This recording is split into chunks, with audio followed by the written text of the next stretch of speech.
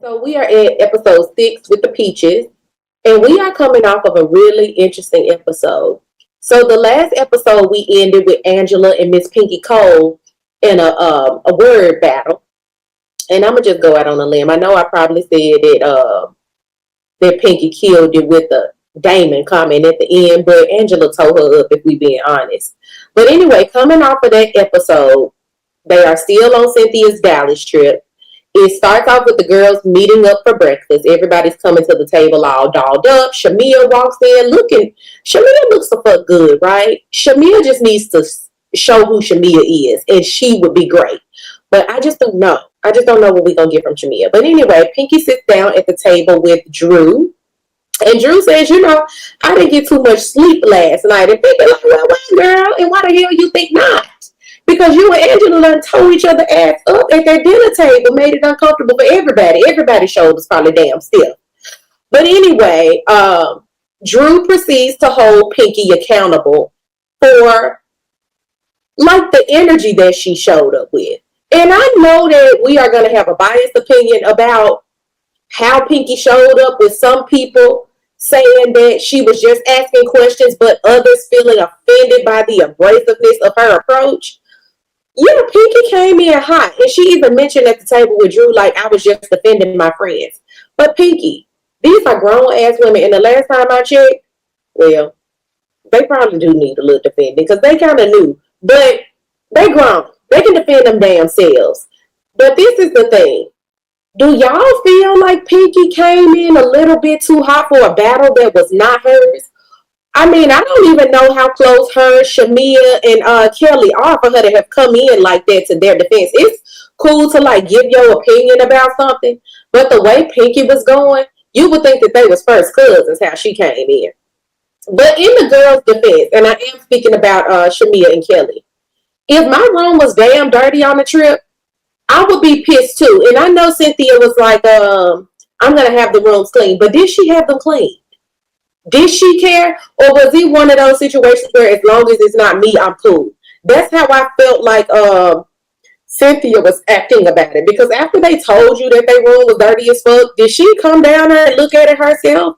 Did she come down and see if this is a place that she would stay? If she saw stains and shit on the bed? And furthermore, y'all, it's the outhouse. The help, not the help, this is so mean. I'm going to scratch that out. The chefs were cooking in their house. So yeah, I'm smelling like bean greens, potatoes, tomatoes all goddamn day. I have a fucking problem with that too. So I kind of understood them. But what y'all think? Pinky and Drew continues the conversation about that night. And Pinky said, maybe I did come in a little bit hot. I was just defending my friends. But again, they don't need defending. And then Pinky says, Pinky sees Shamea walk in. And she's like, hey, well, did you and Drew, is there ever going to be a time where you guys can sit down and talk about your issues? And y'all, I'm a little damn confused because what is the issue with Drew and Shamea? I feel like, as far as my recollection goes back, Drew and Shamea had an issue because Shamea tried to, when she came in season 16 as a newbie, Shamea was trying to defend Portia, being her friend. So here we have Pinky doing the same thing that Shamea did for Portia. Portia didn't need Shamea to hop in to fight her battles, right? And I think that's where the friction lied. But in the previous episode, Shamea's mama just came talking about the Lord, and I'm with Drew on it. I hate that shit. Don't come in, butting in somebody else's business, and then throwing the Bible at them. I hate a fake Christian, and I'm not saying that Shamea's mama is a fake Christian, but just don't come at me with it. Because when you're an enemy of mine or family to any one of the enemy, don't come to me with that Bible stuff. Because I don't know who you are. People that go to church every Sunday, they be the devil sitting in the front row, throwing the Bible around at everybody when they living in a glass house. And I just don't like it. So I understand Drew with that, but I don't think they have a big enough issue that they can't get past. I don't know. My memory ain't the best. Y'all tell me where they be started.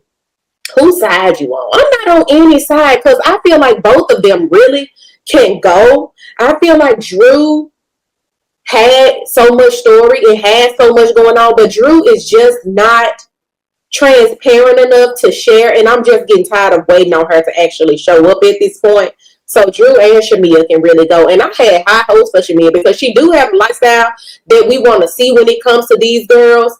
But her husband don't want to be a part of it, which is already like, you're not gonna get the full authenticity of her relationship. She's a housewife. We want to see that. Oh, speaking of housewives, I do want to talk about Rhode Island, but I haven't really watched the episodes in depth. But I am gonna just put this disclaimer here. Just watching the first 30 minutes of season 1, episode 1 of Rhode Island, I was like, oh my God, all of these ladies, they live on the water. They live in these huge houses. They all seem to have story. One of these girls got with her sister's boyfriend and started a life with him. One has been married to a guy since she was 19, and she admitted that he has always messed with other women since she was 19, and they got married. And now that she's 30, she wants to be, I guess you could say, monogamous. And it's not going to happen because this man has been who he is from conception of their relationship.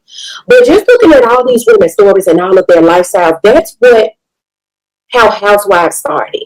We saw the upper echelon of Atlanta. And producers are a bullface lie if they say that doesn't exist, because black excellence, black royalty, black housewives do actually exist. And just seeing these people come along, I love Angela Oakley, and I think that's what we should be following. She's a housewife. And I'm not saying that everybody on the cast has to be a housewife, but seeing how those women are living and knowing that Atlanta has it because we've seen it before and we know it's there, it's kind of like a slap in the face of the RHOA franchise to see all these women coming in who going through bankruptcy, all of them divorced, some of them broke. I think it's a slap in our faces, and I'm all about inclusivity and all about somebody else showing things to enlighten, and also being that person that somebody out there can relate to. But damn, all of them shouldn't be divorcees. All of them shouldn't be going through bankruptcy. You know, I just don't like this. So I'm like, are they trying to sabotage RHOA to make it sink purposely? Because I think they do need to kind of move back into showing us black royalty. Because it ain't no goddamn way that we showing all these others living life and living fabulously and out loud and rich and royal, and then we got all the other black housewives, all the black other housewives over here struggling. I don't like it at all. So I just thought I'd share that before I even start reviewing the Real Housewives of Rhode Island. Y'all tell me what y'all think about that. Am I floating my boat on the wrong thing? Are there other franchises that are like this as well? I'm pretty sure everybody's not married, but I would like to go back into seeing actual housewives. Okay? Moving right along. So as they go to all the girls' confessional, everybody, of course, talks about Pinky's energy. Starting with Phaedra, I thought it was super funny that Phaedra was like, ooh, you know, Pinky just came with all this rough energy. Maybe she should eat fresher plants. So I like Phaedra, her confessionals. I just wish she was like that in real time. Also, what I could appreciate is K. Michelle came. She said her glam team was there, thank God, because if we got K from the last episode, I was going to be screaming to get my girl off. I know it's early. K. Michelle is my girl. She's a fellow Memphian. Let's get that clear. But I was a bit concerned with her and her attitude in the last episode, and the standoffish and acting like she can't do a damn thing by herself, like she can't do glam, she can't do hair. Don't get me wrong, I understand it too. I can do my makeup, but with hair, I don't know how to do a damn thing. But Kay, you could have pushed through. You don't look that goddamn bad without your shit done. So I was happy to come see her in good energy. She drinking her Jack Daniels this morning. She's getting along with the girls. I do know that when it's something that K. Michelle is going to enjoy, she shows up different. So I'm just happy to see what that looks like. She also mentioned, like, in this scene, like, this is the Portia that I like. She mentioned liking girls and talking about how pretty Shamea was and that she likes brown girls. I wonder, like, when girls are like, I guess she's bisexual, right? Now that she's gotten married, does her husband expect it to change? Is she expected to change it? Or does he accept that of her? Because I know she mentioned, like, I love brown girls because I like girls. And it wasn't past 10. She wasn't like, I like the girl. She like, I like girls. So I wonder, has that changed for her? Does she still dip in the lady pond? She said she like to give girls around the holiday. So how that work out? When you done got you an old dentist, you know, cleaning your teeth good. I don't know what that's going to be like, but I'm interested to see more of K. Michelle. Okay? So the girls split up on the bus. There's Pinky, there's Cynthia, there's Drew, there's the other freaking frag, which is Kelli and Shamea. And did I say Cynthia? So those girls are all on the bus together. And Shamea and Kelli are addressing the room situation, not being cleanly. And one thing that I have noticed, and I'm not sure if y'all noticed it too, but Shamea doesn't deem me as a person that puts a battery in somebody's back.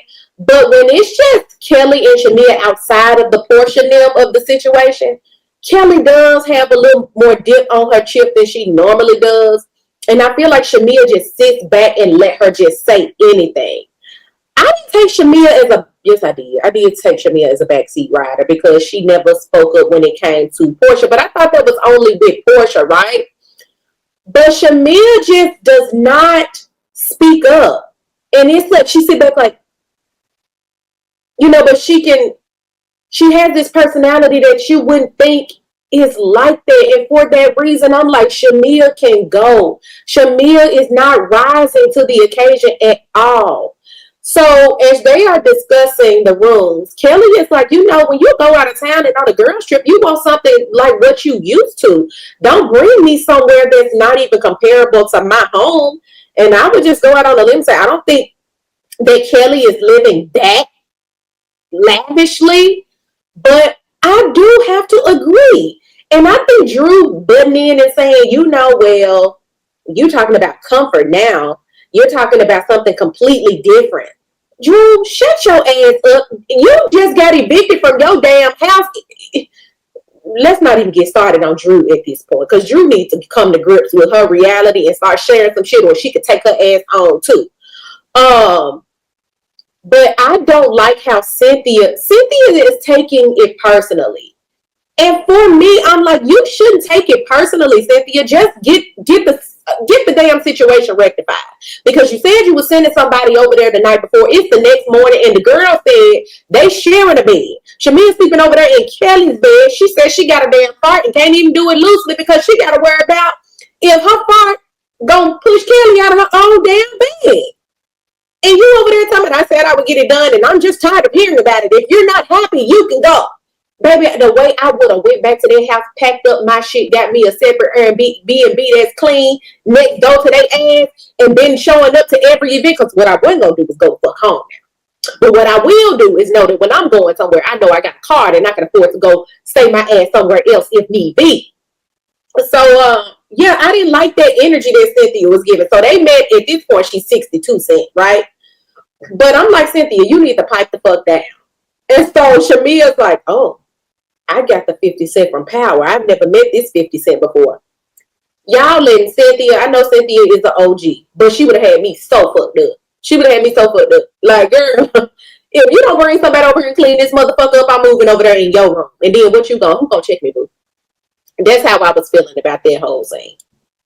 So the other girls in their sprinter, Portia, Phaedra, K. Michelle, and I think there was Angela in there as well. And Portia asked K. Michelle, sorry y'all for these pasta. Portia asked K. Michelle, oh, well, we were on the bus the other day, and Drew asked, did you know Black? You know, you said no. And K. Michelle was like, of course.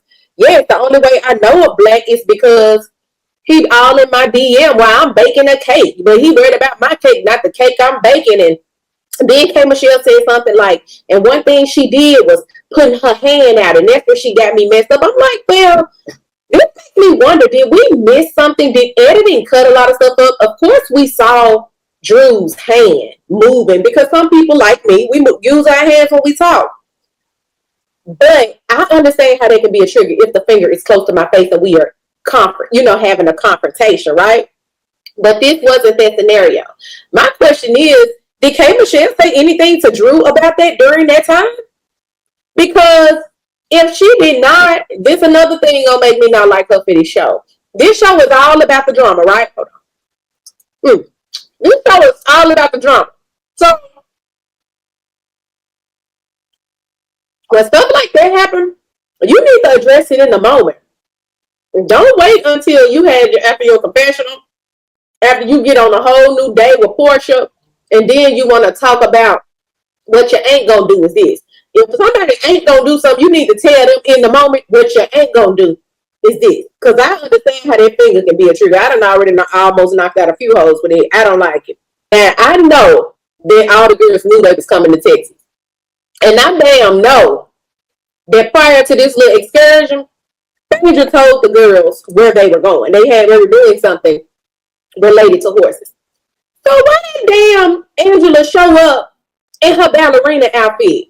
Like for at a recital, like she the mom of a girl in a recital. She showed up with this Tinkerbell outfit on. And I'm like, where the hell you thought you were going? I know you ain't finna ride no damn horses or do nothing physical with what you had the fuck on. So I'm just look confused. Everybody look like they going to the same place except for her. What the hell? Phaedra gonna invite somebody to an event to ride some damn horses and she ain't gonna even ride the damn horses. And her excuse was her wig wasn't taken down. Not Phaedra. And again, Angela couldn't ride. She couldn't do a damn thing but sit down and have tea based on what she had on. And the other girls didn't want to do it either. So I'm like, why y'all just waste why y'all waste time? They should have went did something else. Why waste these folks' time? Y'all, but when that horse jumped up and all them girls got to run it, even the instructor fell her ass on the ground. Was that the instructor? I holler. Because what the hell you doing? How you gonna convince me to ride an animal and you can't even damn ride them?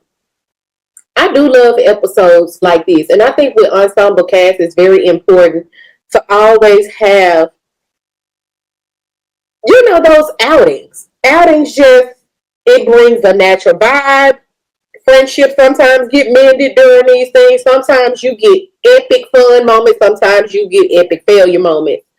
I really love this. And I think a lot of shows, Love and Marriage Huntsville can practice that as well.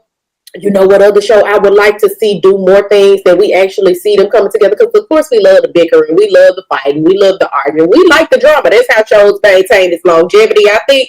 But we also like the good fun moments, like the season when they did Bolo. Bolo had the girls loose, everybody was getting along, and then when they got drunk enough, afterwards the next day they had tea and they was ready to turn on each other. I like that kind of stuff, and I think that is going to take us back to good TV, right? With these reality shows.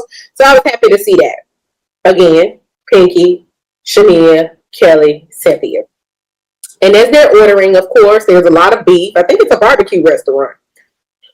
And Pinky gets to order, and she's like, I guess I'll just have the French fries. Cynthia said, I mean, if I was Pinky, I would, maybe bring me a snack. I mean, what did she expect? But also, do y'all feel like Cynthia should have been more considerate of the menu, knowing that she had somebody with her that's vegan? I do. I really do think that she could have been more selective in the place. I'm sure there's a lot of other places that sell beef and nachos and shit, and that also has vegan options other than French fries. So was it shady and intentional? I don't think so, because I think for me that would have been an honest mistake. If I got somebody with me that just don't eat a damn thing and I just pick anything, I'm disregarding that. I think it's an honest mistake. So I'm not going to hold Cynthia for that. But anyway, as they're sitting at the table when Piggy orders the French fries, Drew says, oh, I don't know how you do this vegan thing, girl. I tried to do it for 2 weeks and ended up in the hospital. My blood type is O negative, so I need protein or whatever. And Shamea says, oh, wow. Another thing we have in common, my blood type is O negative as well. So if you ever needed blood, I would give it to you, but only under one condition, that you apologize. And so Drew says, okay, I'll apologize. And someone busts in and said, and after y'all apologize, get up and give each other a hug. I really do think that Shamea wants to be friends with more than Kelli in the group. And I feel like she needs to make that her number one priority. In the event that they don't fix this by the end of the season, and when I say they, I mean Shamea and Kelli, if they don't fix this and get intertwined with this group, neither one of them will be back next season. I don't think so. What do y'all think about that? Because you cannot be a one man stand, right? Just like, I'm going to talk about this real quick. Just like Summer on Baddies. You can't fight the whole cast and not have one ally. That's an easy way for you to get your ass whooped and sent on home by yourself. So I hope they get it together. But anyway, if they get up to do their apology and hug it out, damn, Drew always got to ruin something. Here she go. Yeah, I'm happy to apologize. As long as you don't get your holy family gang up going on like you did with your mom. And you can't bring up nobody, mama. Although I understood. I stood 1,000% with Drew. Time and place. I feel like once they apologize in this moment, they could have maybe had a one-on-one conversation later, and Drew could have been like, I just would appreciate when we have a disagreement for it to just stay between us. Like, I understand you confiding your mom, but as an adult who is 40 plus years old, I would guess Shamea's in her 40s. I would expect that we just handle those things. Don't bring your mama, because then I'm going to have to bring my mama. And her mama is a pastor. So I'm sure Shamea mama don't want to duke it out with the pastor, first lady pastor, right? So that's how I feel about that. And so in this restaurant, you know what I'm getting tired of? People trying to shut down a scene, trying to shut down things from happening, just like Pinky did at her event. She was like, nope, we're not going to do this here. We're not going to do this here. Girl, shut the fuck up. They're going to do this right here because we need to see this play out. And so Cynthia did the same thing. When those girls stood up, meaning Drew and Shamea, I don't think they were going to fight. I don't think either of them are going to fight. I think they both have just a teeny bit enough class to sit there and go back and forth. And Cynthia, the damn barbecue restaurant was empty as fuck. Y'all about the only ones in there and the producer team. Like, what the hell are you talking about? So she shut that down. Some of my guys said, yeah, just sit down. We'll address this at a later time. I didn't like that. Let them duke it out where they may. To the dinner scene, the conversation between Pinky and Cynthia. Cynthia started with, your delivery. I mean, I received the message, what you were saying about Shamea's and Kelli's room, but your delivery and tone was off. So basically, Cynthia is echoing what everyone else saw and what everyone else felt. You came off aggressive for something that did not have zero to do with you.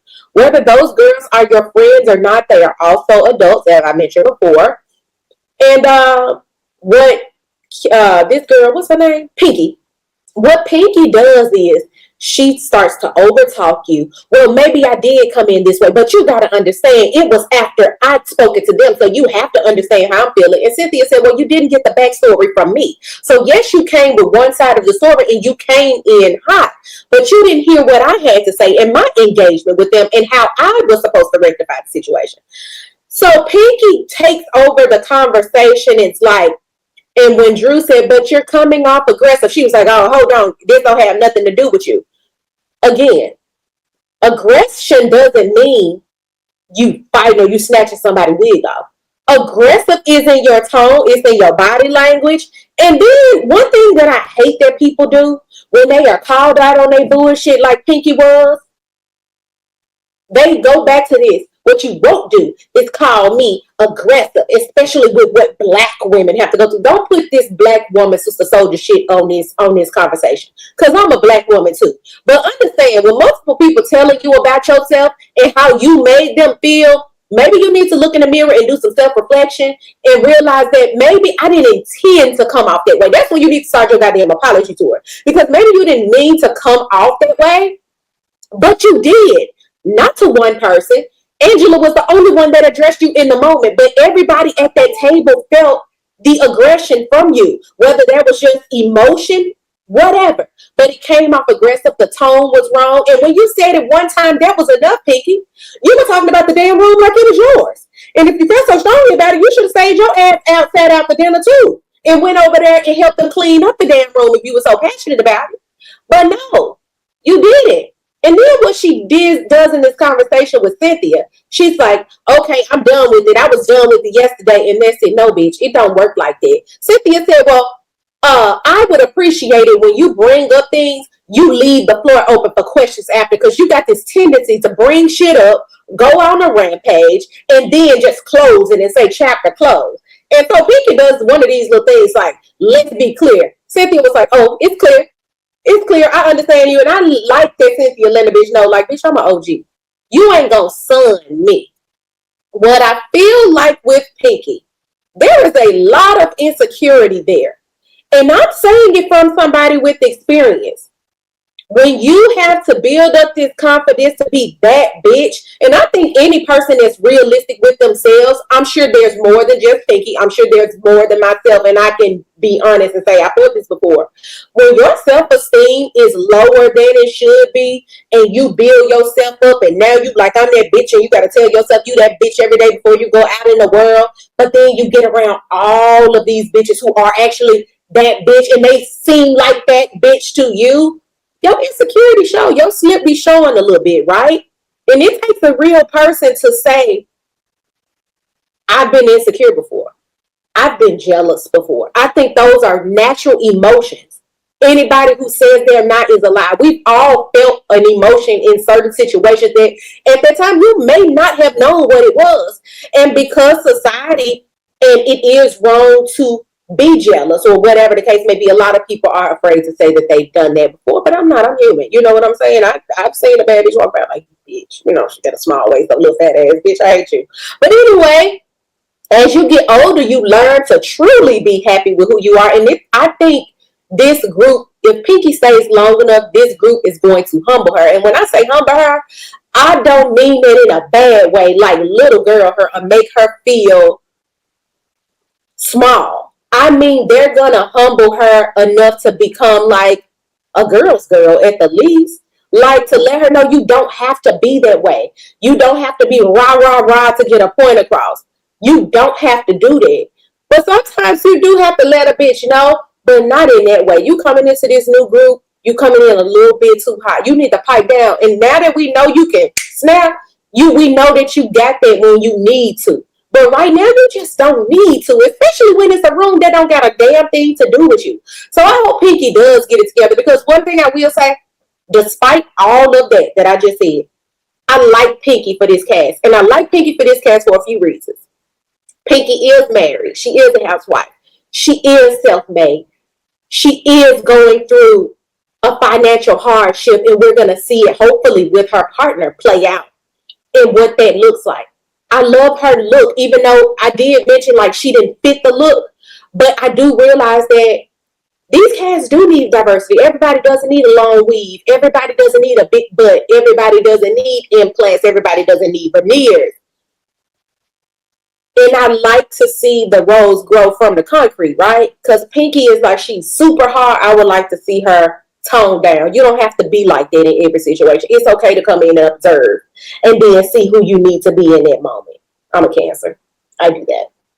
But yeah, I like Pinky, but she definitely gonna have to tone it down, baby. You're gonna have to tone it down, because I'm not liking that. So Drew and Cynthia connects to discuss all the things that happened prior to the group outing at the pork restaurant, right? And so Cynthia's like, man, I don't really know if this whole room situation is that important to Shamea. I don't think this is the root cause analysis of her issue. And after Cynthia said it, I'm like, maybe she's right. And she said it's something like maybe she's feeling like she wanted to just be in the big house. And my issue with Shamea is I feel like it may be that too. But Cynthia went a little further to even say that she think that she's still having detachment issues or something like that from Portia. And that could very well be true. I do see, a part of me does feel like Shamea is having a hard time masking the fact that she misses Portia. It's like she's only hanging with Kelli because she can't have Portia. Not saying that their friendship isn't authentic, but you know when you have a best friend for so long, y'all to the point where y'all have inside jokes, y'all know each other's business from rooter to the tutor. Y'all can finish each other's sentences. I think she misses that with Portia, but the difference with Portia is I can't tell her not if she actually misses Shamea, because Portia is a fake girl's girl. Like, she can go along to get along with pretty much anybody, and Shamea is having a hard time doing it because she kind of rode the coattail of Portia for so long, just, you know, to be intertwined with these girls. I feel like the only way she fit really well was because of her friendship with Portia. They were able to kiki, and then the girls were just an extension of them. And now since her and Portia are no more, it's kind of difficult for Shamea. And I thought it was pretty funny that Drew was like, and then instead of Shamea dealing with the problems, all she does is twerk. And the way that Drew twerked looked just like Shamea. And I do agree. It's almost like Shamea got an ADD. Like she don't know how to, like when somebody get nervous, they do something. And they're nervous because of what they do. I think that's what Shamea does with all the dancing and twerking and all that, the corny jokes. I think she just corny her way out of pretty much everything. And so I thought they were spot on with that.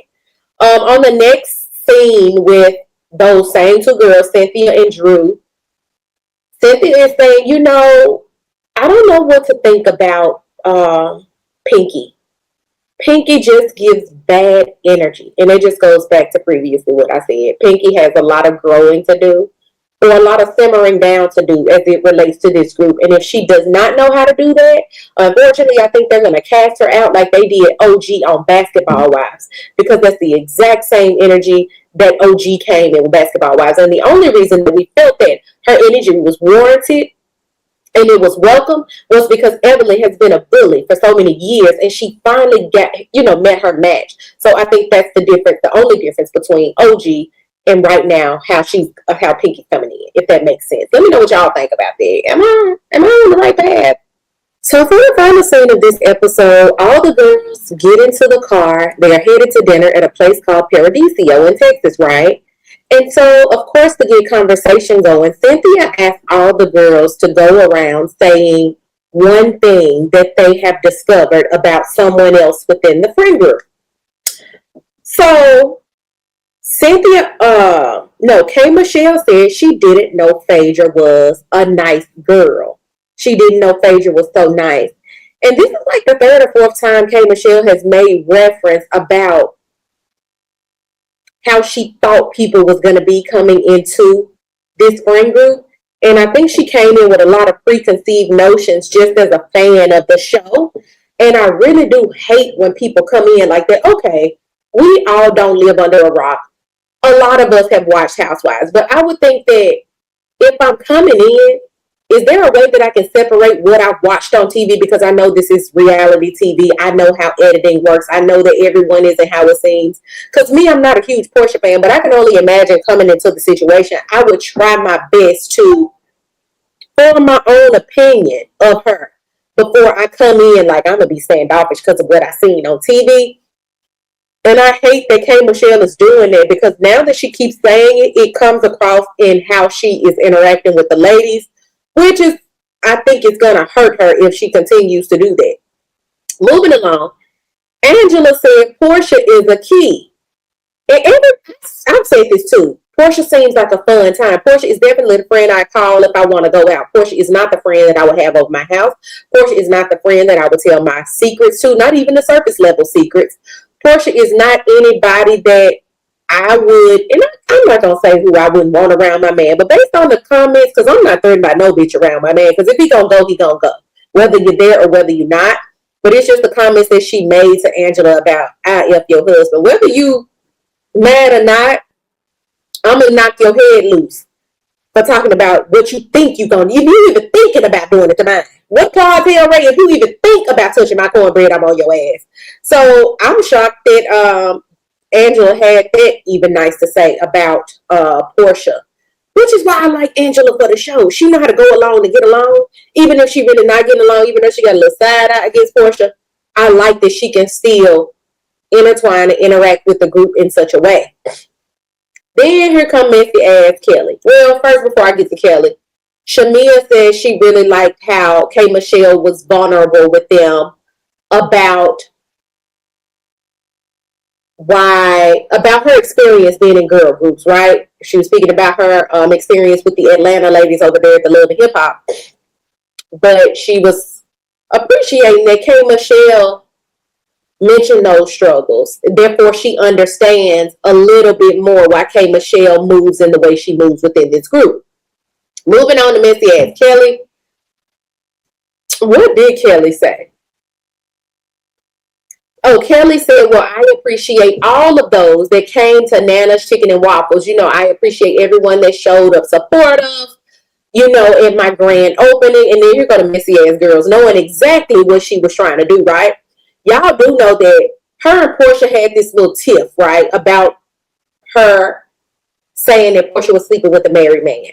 And so when they met up a few episodes ago, Portia was like, well, you know, I don't like how I want to get over the fact that you're saying I'm sleeping with a married man when we both know the truth. We both know that you have also.